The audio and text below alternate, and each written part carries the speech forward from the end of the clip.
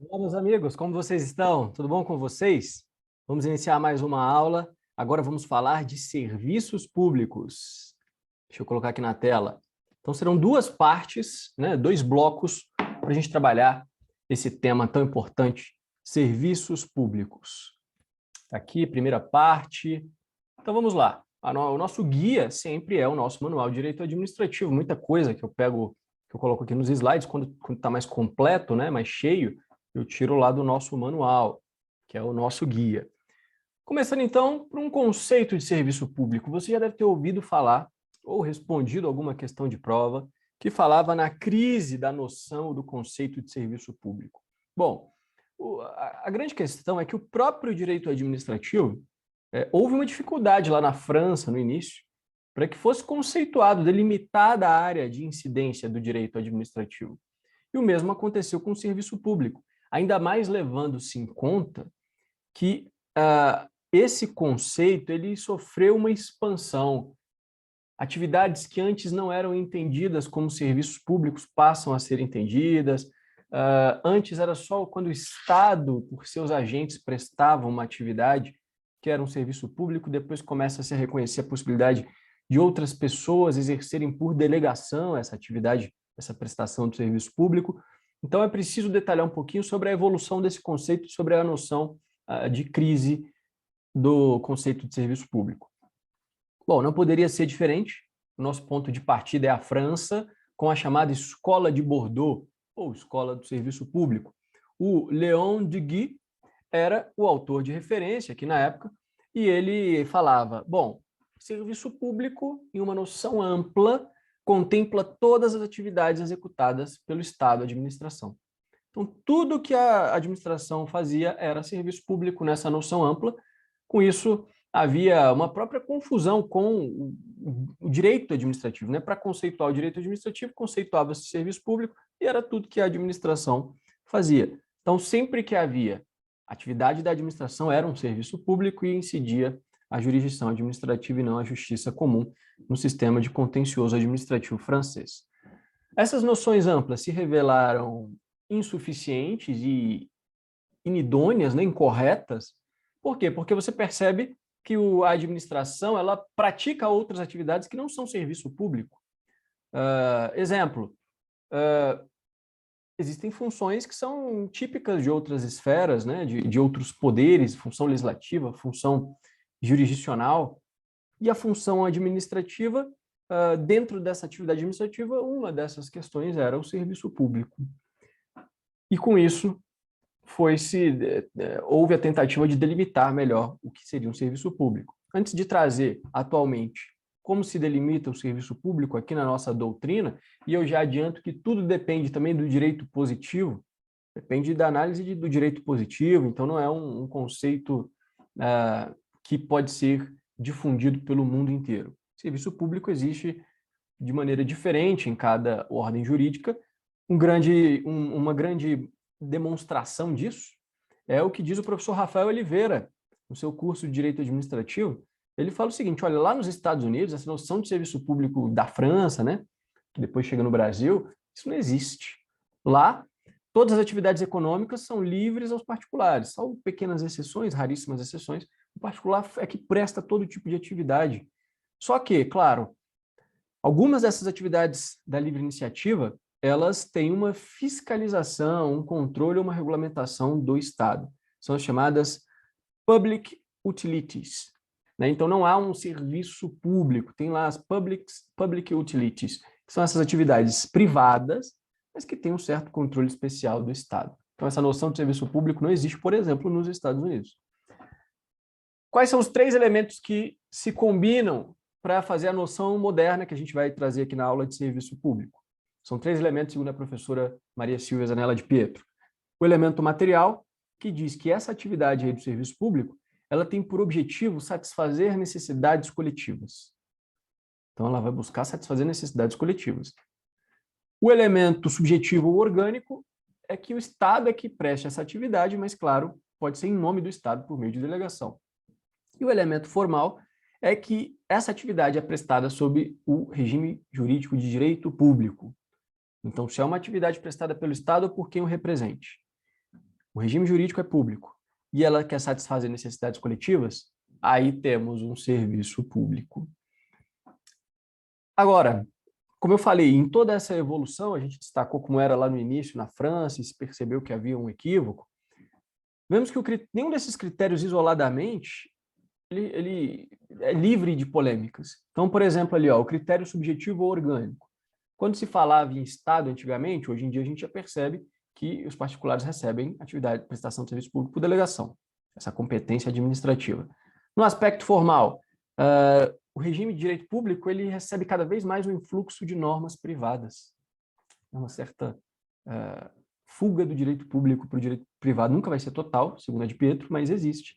E o aspecto material, esse aqui é o que traz a maior complexidade, porque, por exemplo, serviço de loterias eram atividades que não eram consideradas de interesse público, mas o Estado traz para si. Então, veja que depende do direito positivo para saber se é um serviço público ou não. Por isso que se fala em crise na noção de serviço público. Se alguma prova, algum examinador perguntar para você, você fala, olha, porque era uma atividade que era delimitada de uma certa forma ampla na França, depois percebe-se que todos os critérios e elementos que são utilizados para conceituar o serviço público, eles têm uma certa evolução de tratamento, né? Eles maior elasticidade, então fica-se na dúvida sobre o que é um serviço público e o que não é. Daqui a pouco, no final desse primeiro bloco, a gente vai ver as classificações. Eu vou trazer, acho que 7 classificações de serviços públicos, e você vai perceber comigo como algumas classificações vão falar dos serviços públicos impróprios ou atividades de interesse público que não são propriamente serviços públicos. A gente vai ver. Outro detalhe. Fechando, então, esse ponto, na verdade, né? A de Pietro fala, né, apesar de depender do direito positivo, os 3 elementos combinados, temos a seguinte noção, está em negrito aí na sua tela.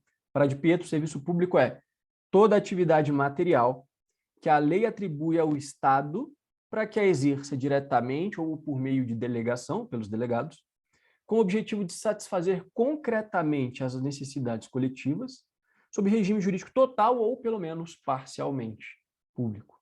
Excelente noção. No direito positivo, é claro que haverá diversas leis tratando a respeito de serviços públicos, mas um conceito que temos, um conceito bem singelo, né, digamos assim, é o da Lei 13.460 de 2017, que trata da participação, proteção e defesa dos direitos do usuário dos serviços públicos na administração pública, e lá no artigo 2, inciso 2, ela vai falar que o serviço público é atividade administrativa ou de prestação direta ou indireta de bens ou serviços à população, exercida por órgão ou entidade da administração pública. É um conceito bem, para os fins ali da lei, temos esse conceito bem singelo. Segundo ponto da nossa primeira parte da aula, arcabouço normativo. Onde é que tem previsão de serviço público? Bom, a própria Constituição vai trazer um ponto importante que pode ser objeto de prova. Só tomar uma aguinha aqui que o tempo está realmente seco aqui em Brasília. O artigo 175 é o nosso ponto de referência. Você vai ler aí na sua Constituição ou aqui comigo na tela. Ele vai falar o seguinte: incumbe ao poder público, na forma da lei, diretamente ou sob o regime de concessão ou permissão, ou seja, delegando, sempre através de licitação, a prestação de serviços públicos. Então, a Constituição deixa claro que sempre, quando for delegar um serviço público, tem que ter licitação.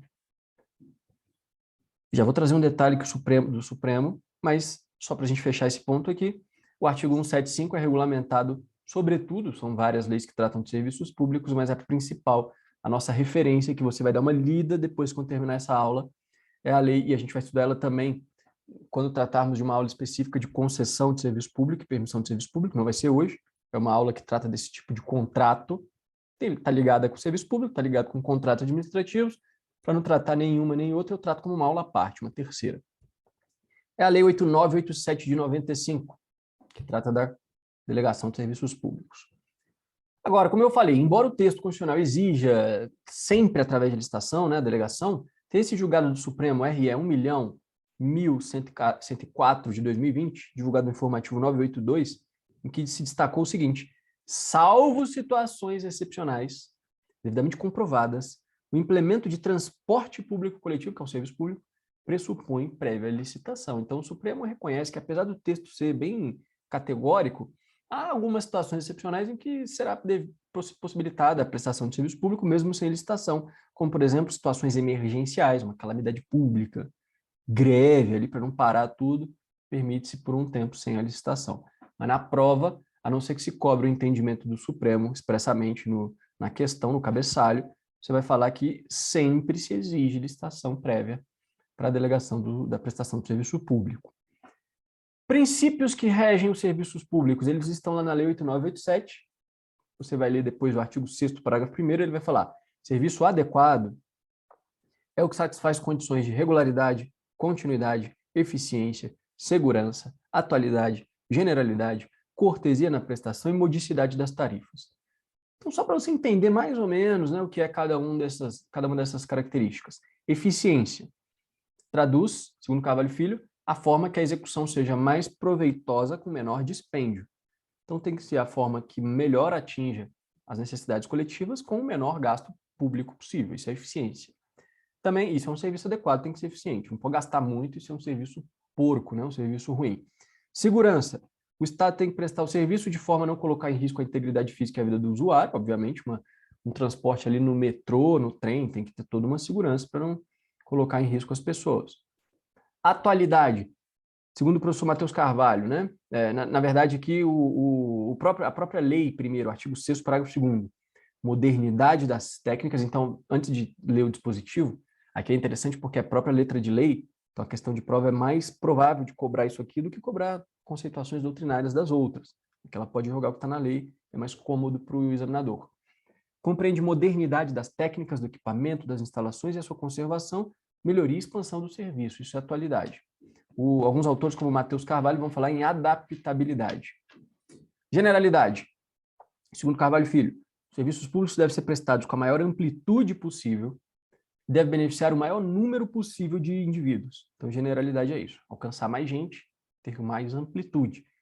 Tem gente que usa o termo universalidade e o professor Carvalho Filho ainda destaca que uma das decorrências dessa característica é a igualdade dos usuários, que os serviços sejam prestados sem discriminação entre beneficiários quando tiverem as mesmas condições técnicas e jurídicas para a fruição. Isso é generalidade. Cortesia é o bom trato com os usuários do serviço, obviamente.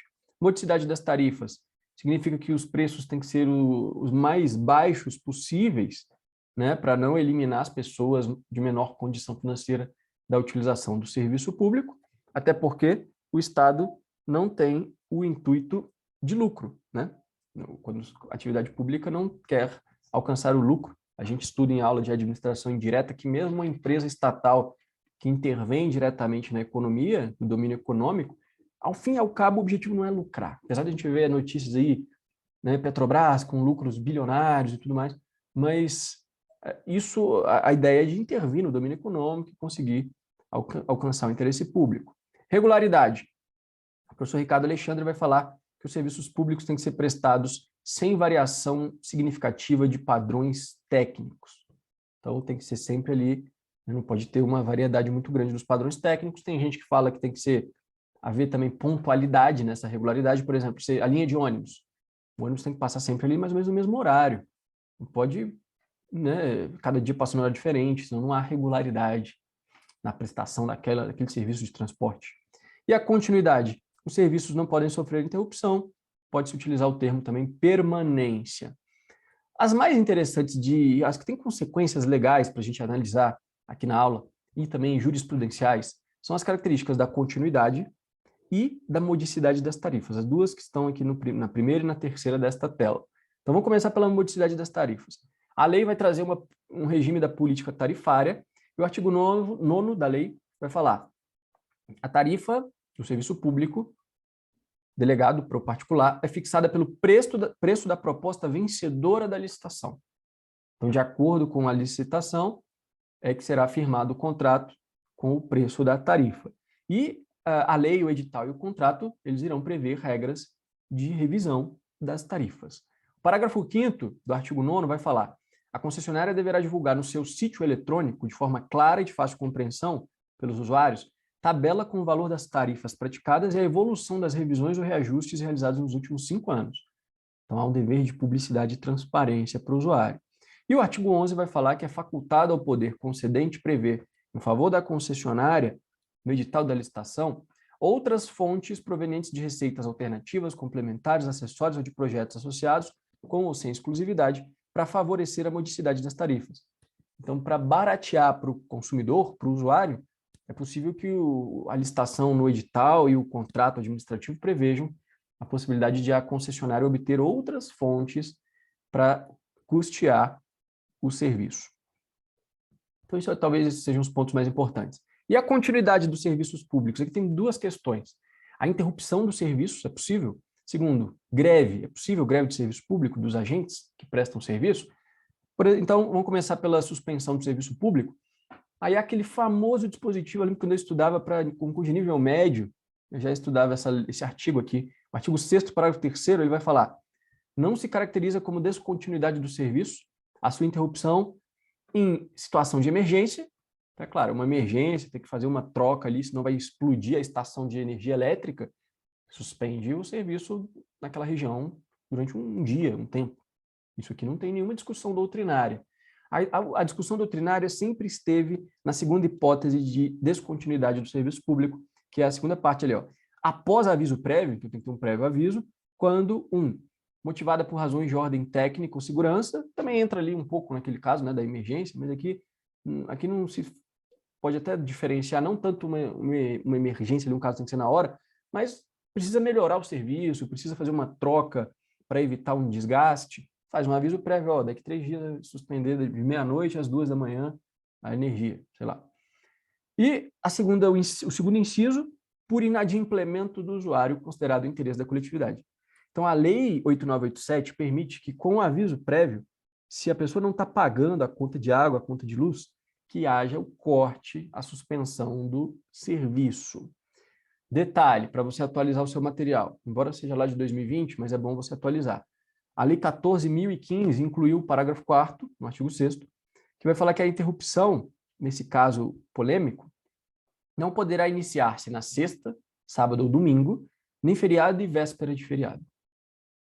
Tudo começou com uma lei lá do Paraná, que previu isso, o Supremo destacou a constitucionalidade formal dessa lei do Paraná, depois acabou a ideia chegando ao âmbito federal, né? Pela Lei 8987. Beleza. Agora, por que tem polêmica?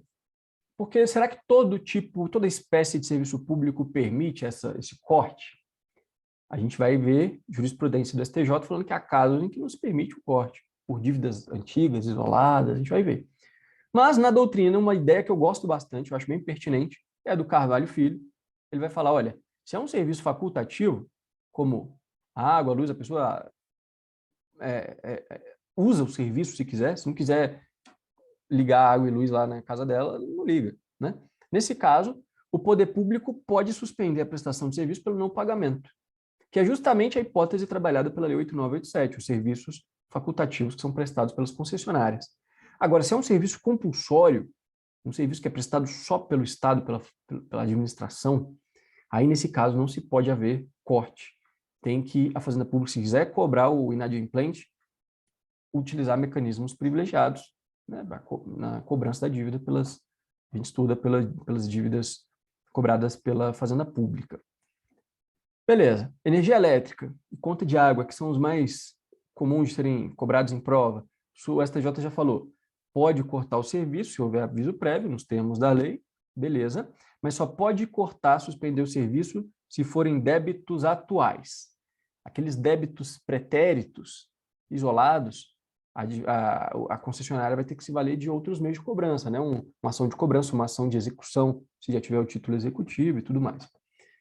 Outro detalhe, o novo usuário não pode sofrer suspensão do serviço por débito do usuário antecedente, porque não é obrigação propter rem, aquela que caminha com a coisa, que deriva da coisa, né?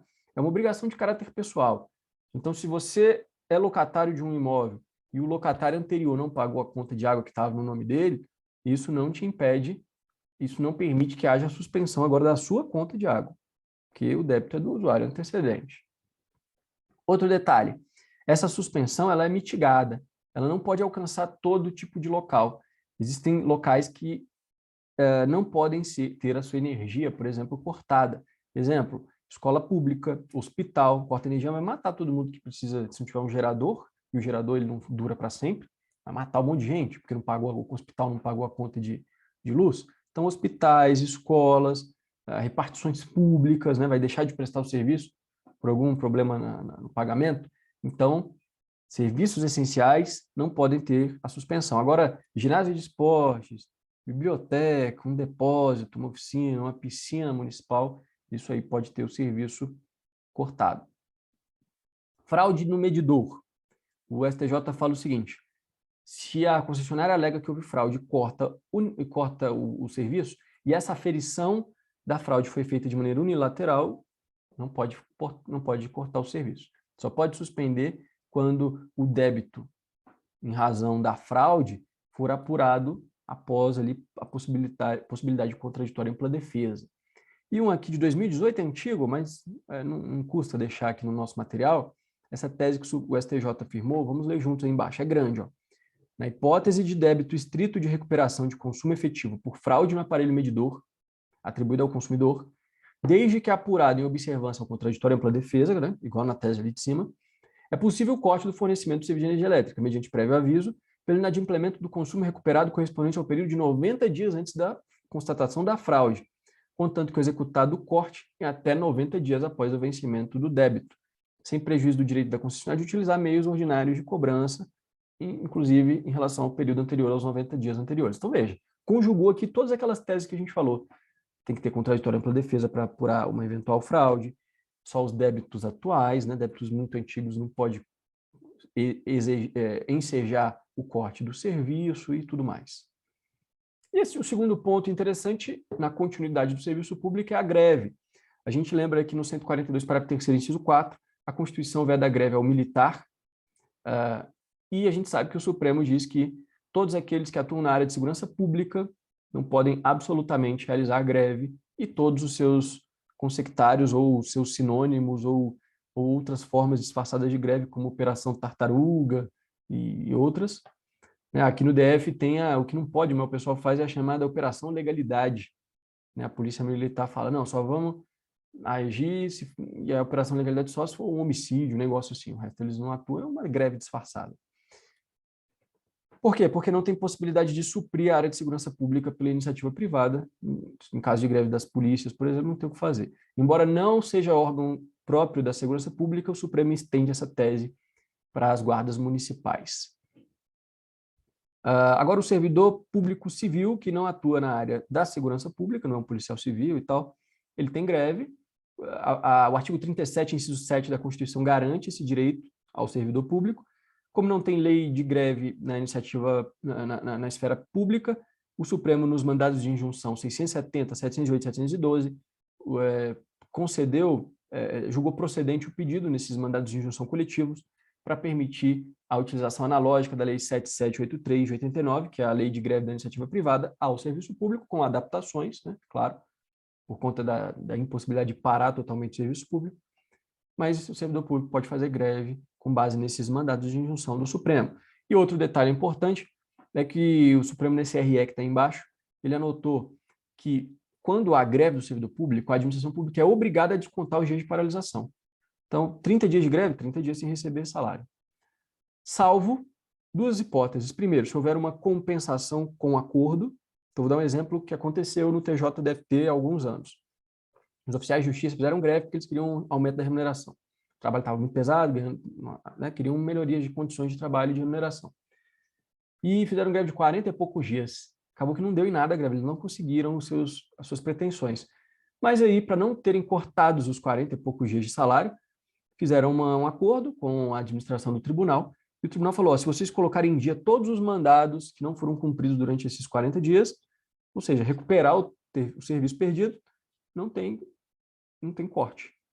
Esse acordo, compensação. E a outra hipótese é se o Poder Judiciário comprovar que houve uma conduta ilícita do poder público. Então, beleza, às vezes a pessoa faz greve, os servidores fazem greve para melhorar o salário. Aí não tem conduta ilícita do poder público. Mas se eles fazem greve porque houve uma conduta ilícita ali ao fim e ao cabo do poder público, isso for comprovado, aí eles não podem ter os dias não trabalhados descontados. E para a gente fechar essa primeira parte, Vamos falar da classificação dos serviços públicos. São 7 critérios e eu quero fazer um alerta antes. O alerta é o seguinte: cada autor tem sua classificação própria, né? Cada cabeça uma sentença. Então, terão classificações divergentes, algumas com o mesmo nome, mas que são um pouco diferentes. Isso traz uma confusão na cabeça do estudante. Eu peguei aqui os principais autores e vou falar o que cada um diz, inclusive demonstrando quando nomes iguais são usados para classificações diferentes. Então, a primeira, do professor Eli Lopes Meirelles. Ele vai falar o que é um serviço público propriamente dito e o que é um serviço de utilidade pública. Ele fala, o serviço público propriamente dito é o que a administração presta diretamente à comunidade, porque é essencial e necessário para a sobrevivência do grupo social e do próprio Estado. Então, o Estado tem que prestar, é um serviço essencial e ele o faz diretamente, de maneira privativa, sem delegação. Não cabe delegação, por quê? Porque exigem atos de império, medidas drásticas com verticalidade, né, e medidas compulsórias em relação aos administrados. Exemplo, Serviço Público de Defesa Nacional, de Polícia, Preservação da Saúde Pública. Esse é um serviço público propriamente dito. Já o que ele chama de serviço de utilidade pública é o que a administração presta porque ela entende que é conveniente, não é essencial, mas é conveniente para a coletividade, e ela pode prestar diretamente ou por meio de delegação, concessionários, permissionários, autorizatários, embora ela tenha sempre o controle ali dessa delegação, mas fica por conta e risco dos prestadores que são remunerados pelos usuários. Exemplo, transporte coletivo, energia elétrica, gás, telefone. Então temos essa diferenciação. A de Pietro fala em serviços públicos próprios e em serviços impróprios. Próprios, aqueles que o Estado executa diretamente ou indiretamente, podendo delegar. Esses são os próprios da de Pietro. Os impróprios também atendem necessidades coletivas, igual aos próprios, mas o Estado não executa nem mesmo indiretamente, não há delegação. É o próprio particular que presta aquele serviço. O que o Estado faz é apenas autorizar, fiscalizar, tem alguma regulamentação, mas está mais próximo daquelas public utilities lá dos Estados Unidos, né? Ela diz que esses não são nem serviços públicos na essência. Ela enquadra aqui só para diferenciar, mas os chamados serviços públicos impróprios, para de Pietro, não são serviços públicos, são atividades de interesse público e que têm em comum com o serviço público o fato de atender a um interesse de várias pessoas, a um interesse coletivo. Exemplos dela: serviço de táxi, despachantes e pavimentação de ruas por conta dos moradores. Bem peculiar, né? E a de Pietro, ela vai falar, olha, e eu conferi lá na obra do Meirelles, né? Ela fala o seguinte: o que eu chamo de serviço público próprio e impróprio, o Eli Lopes Meirelles também usa essas expressões para outra coisa. O Eli Lopes Meirelles vai falar: próprios são aqueles íntimos ali das atribuições do poder público, segurança, polícia e saúde pública, e que, em regra, só podem ser prestados pelo Estado diretamente, salvo delegação por força da Constituição ou da lei, como a delegação de serviços notariais e de registro lá 203 da Constituição. Então, basicamente, o serviço próprio é basicamente aquele que ele chama de serviços públicos propriamente ditos. Só que tem um detalhe: enquanto nos propriamente ditos, o Eli Lopes Meirelles fala que não cabe delegação de jeito nenhum, no que ele chama de próprios, que é quase o mesmo conceito, ele fala que até caberia uma delegação por força da Constituição ou, excepcionalmente, da própria lei. E o que ele chama de impróprios são os que não afetam substancialmente necessidades da comunidade, mas satisfazem interesses comuns e o Estado pode delegar. Então, seriam basicamente o que ele chama aqui dos serviços de utilidade pública, né? Então, veja que o Eli Lopes Meirelles usa 2 nomes diferentes para falar basicamente a mesma coisa. E aí traz essa confusão para a gente de saber se estão falando em serviço público próprio e impróprio, no sentido de um é serviço público e o outro não é, como a de Pietro, ou no sentido de um é o que o Estado presta diretamente e o impróprio é o que ele pode delegar, né? Temos essa dificuldade nas classificações. E essa classificação do Meirelles, o Carvalho Filho fala que ele utiliza. Mas veja que, percebe que o foco aqui do Meirelles é se pode delegar ou não o serviço? É o que o Carvalho Filho chama de serviços delegáveis, os que pela natureza ou por imposição legal, tanto o Estado quanto o particular executa, transporte coletivo, energia elétrica, e os indelegáveis, que só podem ser prestados pelo Estado, seus agentes e órgãos, como Defesa Nacional, Segurança Interna, Fiscalização de Atividades e Serviços Assistenciais. Terceira classificação, temos os serviços administrativos, são os que a administração executa para atender suas necessidades internas, como o da imprensa oficial. Então, como se fosse um serviço meio, né, para atingir outros fins, questões internas, então. Temos os serviços públicos comerciais ou industriais, que atuam para atender necessidades coletivas na ordem econômica, como transporte, energia elétrica, são os mais comuns aí, né? E tem os serviços públicos sociais, que vão atender direitos fundamentais sociais e estão lado a lado com a iniciativa privada. Então, do mesmo jeito que existe escola pública, hospital público, existe também escola particular, hospital particular, previdência privada, né, a cultura. E aí tem um outro ponto interessante aqui também. Mais uma vez, nessa classificação tem gente que fala que quando os serviços públicos sociais são prestados pelo Estado, é o serviço público tranquilo, né? O hospital público é um serviço público, escola pública, serviço público. Agora, quando essa mesma atividade é prestada pelo particular, não por delegação, essas atividades nem podem ser delegadas, é uma mera autorização e fiscalização, aí não é serviço público, é um serviço privado. Então, a escola particular do teu filho, aquilo é um serviço público? Não é. Você está pagando para uma empresa privada, é um serviço privado. O hospital particular é serviço privado, não é regido pelo regime jurídico de direito público. Beleza?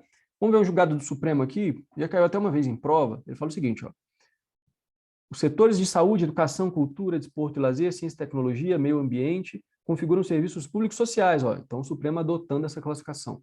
Em relação aos quais a Constituição, ao mencionar que são deveres do Estado e da sociedade, que são livres da iniciativa privada, permite a atuação por direito próprio dos particulares, sem que haja necessidade de delegação pelo poder público, e assim não incide o 175, que exige prévia licitação. Então, olha só, a classificação não veio da cabeça de ninguém, né? Ela é uma própria classificação que se extrai da Constituição, quando fala que são livres da iniciativa privada essas atividades. Olha como isso aqui já caiu em prova, para juiz, TJ Mato Grosso. De acordo com a jurisprudência suprema, os serviços sociais, públicos sociais, admitem a atuação por direito próprio dos particulares sem delegação, sob concessão ou permissão. Perfeito. Quarta classificação, singulares ou coletivos. Bom, o critério aqui é a maneira como concorrem para a satisfação do interesse geral. Ed Pietro vai falar então, serviços singulares, também chamado de ut singuli, vão satisfazer individualmente e diretamente a necessidade do cidadão. Então, energia aqui para minha casa, né? Água para minha casa, gás, ensino, saúde. Os usuários são determinados, a gente sabe quem é que está na escola, quem está frequentando, quem está usando o hospital, ou ao menos determináveis. E são serviços, então, de fruição individual e é possível mensurar quanto cada usuário usufrui. Então, eu sei quanto de energia elétrica eu estou usufruindo, porque vem delimitado ali no medidor, e por isso eles são remunerados por taxa, quando é o Estado que presta, ou preço público. Alguns falam que a tarifa é uma das modalidades de preço público, mas é uma questão lá do direito financeiro e orçamentário que não interessa para a prova de regime administrativo. Então, a gente nem vai entrar nessa conceituação assim, de maneira tão rigorosa, né? Mas preço público / tarifa é quando uma concessionária presta esse serviço. Por que cabe taxa ou preço público / tarifa? Porque é possível saber quem está usando e quanto ele está usando. Então, dá para fazer uma cobrança individual. Já os serviços coletivos, chamados de uti universi, eles são prestados a toda a comunidade e os cidadãos usufruem indiretamente. Eu não sei quem está usufruindo, são pessoas indetermináveis, e não sei quanto que cada um está usando. Exemplo, a pavimentação das ruas, a iluminação pública. Dá para saber quanto que cada um está usando daquele poste de luz ali? Não tem como, né? Serviços diplomáticos, defesa do país, são de fruição geral e por isso não tem como cobrar por taxa, porque eu não sei quanto que cada um está usando. Como eu não sei quem paga a conta é para todo mundo, então é por meio de impostos. Os impostos são pagos por todos, né? Então divide-se a conta, porque eu não sei quem está usando. Decore a súmula vinculante 41, que diz: o serviço de iluminação pública não pode ser remunerado por taxa, porque eu não sei quem está usando. Né? Não se enquadra lá no 145, inciso 2. É uma matéria que está muito afeta ao direito tributário também. Vamos ver como já caiu para tabelião lá no TJ Rio Grande do Sul. Os serviços públicos uti universi são prestados a usuários determinados, sendo possível mensurar a sua utilização por cada um. Esses são os uti singuli. Errado. Quinta classificação. Temos os originários ou congênitos. são aqueles próprios e privativos e atividade essencial do Estado, e os derivados adquiridos, uma atividade que o Estado presta facultativamente, pode ser de execução particular. Temos também os privativos e comuns. Privativos são aqueles que estão a apenas uma das esferas da federação, então, por exemplo, só a União pode prestar o serviço postal, polícia marítima e aérea, emissão de moeda. Só os estados privativamente prestam serviço de distribuição de gás canalizado. E o transporte coletivo intramunicipal, por exemplo, é privativo dos municípios. E os serviços comuns podem ser prestados por todas as esferas, como a saúde pública e a construção de moradias. E, para fechar, os exclusivos e não exclusivos, é uma classificação meio estranha aqui da de Pietro, mas como ela menciona, né, é bom você deixar esse material bem completo. Ela fala os exclusivos só podem ser executados pelo Estado, como serviço postal, dentro daquela ideia que na DPF 46, salvo engano, que o Supremo falou que é o conceito de carta, né, correspondência agrupada. Agora, boletos, encomendas em geral, não entra nesse serviço privativo aí da União, né? Mas, enfim, o serviço postal, Correio Aéreo Nacional, gás canalizado, ela inclui, inclusive, telecomunicações, serviços de transporte, energia elétrica, tudo que só pode ser executado pelo Estado, leia-se, permite delegação, né? Porque está falando aqui de energia elétrica, transporte, mas é do Estado.